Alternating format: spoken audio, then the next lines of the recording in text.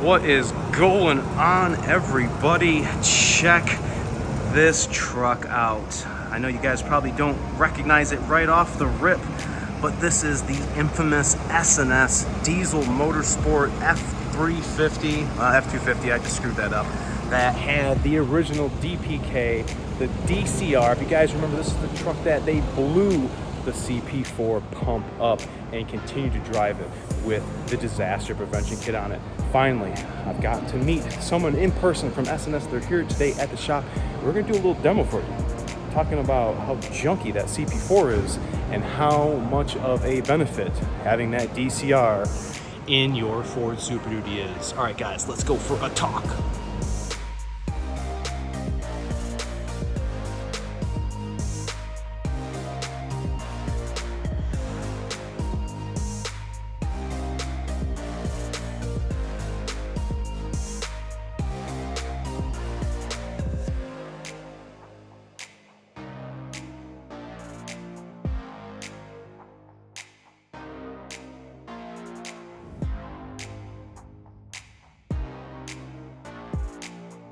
All right, everybody, thanks so much for coming back and checking us out. Make sure to hit that like and subscribe. S&S Diesel Motorsport in the house. Super excited. First time I ever got to meet anybody personally from S&S Diesel Motorsport. I've only talked to them on the phone and have been installing their products nonstop here at the shop that we have in southeastern Michigan. So without further ado, I guess let me stop yapping and let's get talking about some S&S products. Only name you want on your fuel system in your 6.7. It ain't no lie. It isn't any lie. And I want to show you guys something that I haven't even seen in person. This is the actual, I don't know, what do you call this? Cutaway display. Cutaway display that Luke used in his video when demonstrating this on the internet on their YouTube channel. We actually have Rhett here. He is from S&S Diesel Motorsport and was so kind enough to drop these off so that you guys can actually see. I never knew what the inside of a CP3 looked like. We all know this very familiar piece of garbage right here that Bosch makes, and it's called the CP4. This is what every 6.7 Power Stroke from 2011 to current model year has right now. And you can see the barrels moving right there. Here is the DCR. Check this out. Effortless. This one, because of the plunger and the big, I don't know, what would that, big lobe? Two-lobe cam is what we call it. The two-lobe cam there. Aggressive two-lobe cam. Makes it real difficult to spin this over by hand, but I remember breaking these down and trying to get this out of a failed CP4. It was real difficult. But just overall, you guys can see the difference on what they actually look like, and we're going to talk more about this special puppy, but you guys want to see the grenaded, the catastrophe that actually happens. This is what that cam looks like. It's a little rusted, but you can see how smooth that is. These buckets right here ride on the roller just like this. What happens in the bore, this winds up going like this. This does not roll. Well, look what they did. They took their CP4 apart. If you guys remember the truck minus trailer that they were towing to a event out by them at Indy, and they purposely took their CP4 apart and turned the barrel sideways, just like I was telling you guys, just like this. Why would you want that like that? Look what it did to the roller on that cup. Holy crap. Pretty disastrous, especially when you're going to see the metal that is going to be generated from that. How long did you think you guys were rocking and rolling when you had this spinning in the truck?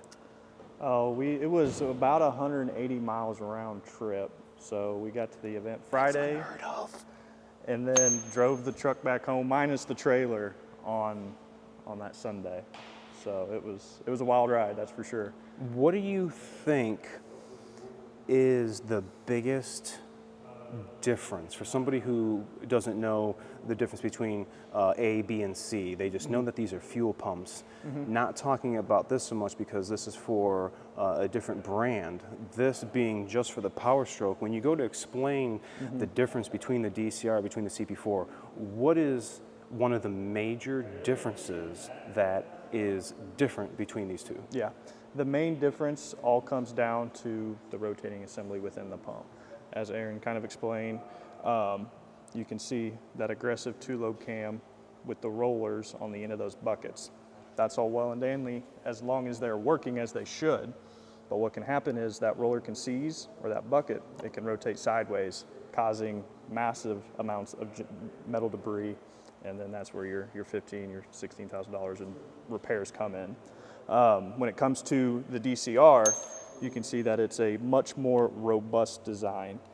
Functions much kind of like how the CP3 does. Has an offset cam down in this cam's offset, and then it has a bushing that it slides into, and it's actually pressure lubricated through the shaft, so it's always riding on a thin layer of diesel fluid in there.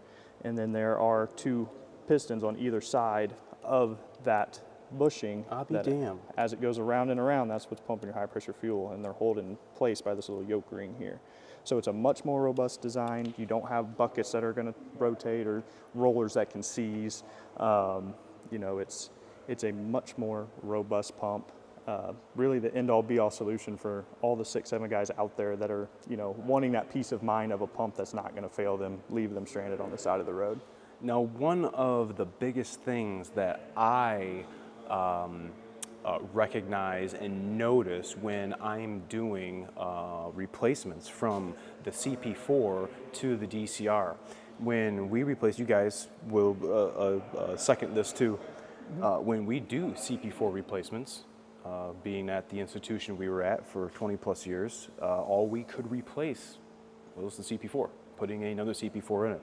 When we go to crank these vehicles, hooking all the lines up, about to start the engine, 30 seconds, crank it, crank it, crank it, crank it, crank it, crank it, crank it, crank it, crank it, crank it, crank it, crank it, crank it, crank it. And that is how you're going to purge the air out of this in order to get the vehicle started. You got to move that airlock. When I do the DCRs, it is no joke. 3 or 4 seconds. Crank, crank, crank, crank, crank, crank, crank, crank, crank, crank, crank, crank, crank, crank. Fires right up. The ability for this DCR pump to build the volume of fuel that needs to sustain idle or 2,500 RPM, 70 miles an hour, whatever you're hot rodding, garbage. This is where you want to go, and especially if you're watching numbers, if you're a data junkie like a lot of us in the Power Stroke community are, and we're watching all of the fuel rail pressures and the volume control valve and the pressure control valve, those big top 3 parts in the fuel system, watching it with the Banks iDash and seeing how fast the FRP builds, it's something you're going to notice very soon as you start the truck. You're going to notice that people say that it feels like it's a little more crisper. It's got I don't know, better throttle response, I guess, because this pump is making that volume of fuel that much faster than the CP4. So its failure point is very high with this, but you know, having this as an option is only the first option. Option number 2 being the DPK, Yep, DPK the disaster 2.1. prevention kit. Yep. For the guys, what I've pretty much been saying, for the dudes that want to keep up with the Joneses, who are getting the new trucks, getting another one, got to get the new model, maybe it would be advantageous for you just to put the disaster prevention kit on.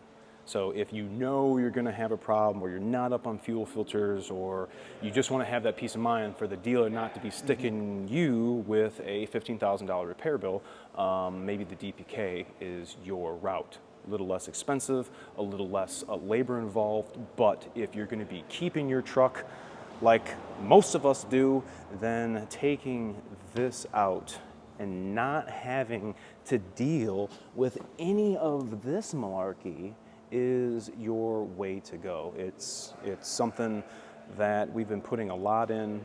I know S&S, all the guys over there have been standing behind their product, the testing and stuff that goes through to get these on the road and certified, and now we are Carb Compliant. Carb Compliant, we just got that a couple weeks ago.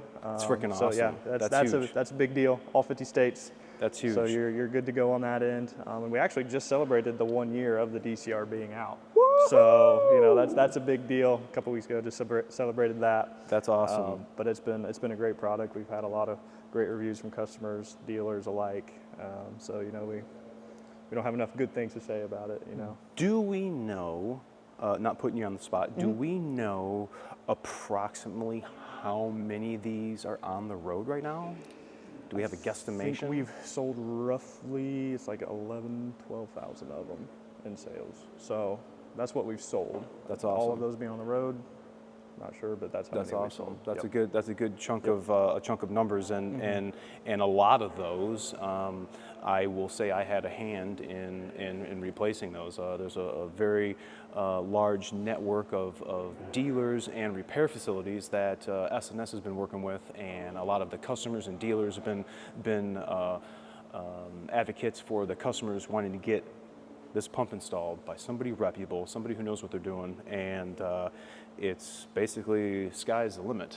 If you have something other than the Power Stroke, you'd be looking at this CP3, some of the newer, what was it? I don't know if I say it right because I'm not in the diesel Duramax game. So The L5P? Yep. I always say LP5. Yeah, L5P, no, okay. LFIPs, yeah. They would have came with a CP4, right? The L5Ps come with an HP4, so it's An a Denso. HP4? Yeah, so it's a Denso fuel system. I didn't even know that. Yep. Oh, so wow. it is a different fuel pump. I mean, for the L5Ps, we do have CP3 conversions for that fuel system. Okay. 12 mils, 14 mils, 10 mils. So that's Wow. what we have to offer for those Wow. as well. Now, if you have like an LML Duramax, say it's an 11 to 16, those would come from the factory with a CP4, which we also have a CP3 conversion for. Wow. So I don't know how many of you guys are in the Power Strokes or just in Duramaxes, but I just got asked like 2 days ago, he has a Duramax and wanted to convert, and if I knew anybody in the Houston area or if myself have ever done that.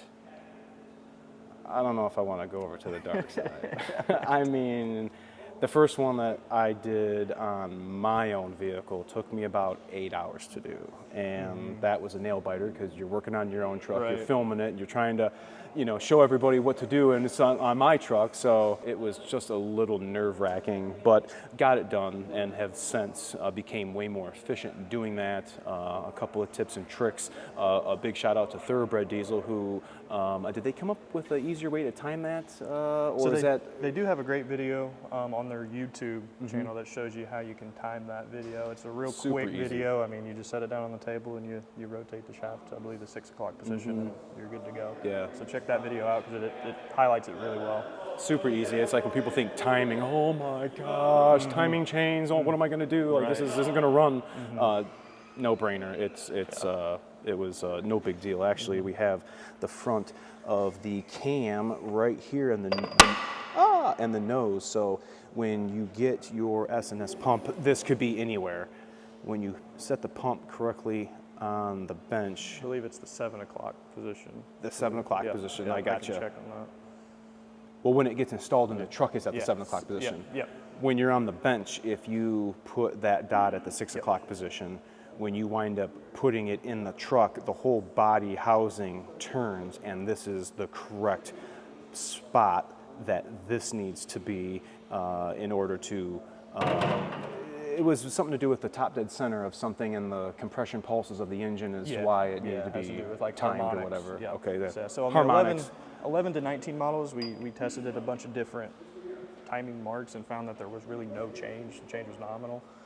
So 11 to 19s don't need to be timed. You can still do it. You know, it's not going to hurt anything. The 2020 pluses will need to be timed. Oh, really? Yep. Okay. I thought all of them had to be. Yep. 11 to 19s, it's not as crucial. Yep. Gotcha. We did Okay. test those, so. Okay. Well, it is definitely a very important upgrade. I think anybody with a 6.7 should at least consider whether or not you're going to be keeping your vehicle. What are you using it for? Do you do the DPK or do you do the DCR and completely rid yourself of ever having a high pressure fuel system failure with the high pressure pump? I still am a strong advocate for running fuel additives, archoil.com. Use our code PTT. They have a great kit that will ensure that you're getting the best lubricity in your fuel system. Not only is the pump using fuel as lubricant, but all of those little parts in the fuel injectors are also using fuel as lubricant. So a big shout out to S&S for bringing out this cutaway tray of all of the high pressure pumps, especially seeing the guts of our new DCR. I know I definitely got to get out to your guys' shop Yes, to for check sure. out their facility. Travel on down to Indiana. We're always there. I like their floors. You guys got nice The floors in floors the are shop. nice. I like my floors, but their floors are freaking G. So we'll have to make our way out there, and we'll definitely be making a video to show you guys their facility on Power Stroke Tech Talk with A-Rod. Big shout out to Rhett. I appreciate you for coming. you. Yeah, not a S&S, problem. thanks for arranging this, getting him out here and showing the audience a little more about what they're investing their money in to help protect their 6.7. I appreciate you guys for watching. Remember to like, comment, sub, share, and I am almost certain I will be showing you some more tips and tricks on your Ford Super Duty. All right, guys, I'll see you. So another one of the things, like we were talking about, having the disaster prevention kit in and taking that volume control valve out and installing their block off. Well, that kit, the DPK 2.1, adds this Donaldson filter, and this is the actual filter that came off the truck that they grenaded. I showed you that they turned in the bore inside their CP4, but look at the volume control valve that came out of, where'd the cam go? That came out of the truck, that ground down. There is not one piece of metal on here. A lot of people ask or inquire when I do their replacements, does it look like my CP4 is about to fail? And I can't really say that because I'd have to tear it down to really see the internals. If you had any metal on this whatsoever, your truck would not be running. You would have towed it into me to get your fuel system replaced. So if I pull this out and you have no metal, then you are G. It's the guys who I work on their truck and pull that out of their pump that have metal. That's not good. So DPK or DCR, Donaldson filter, added into the mix of changing your fuel filters.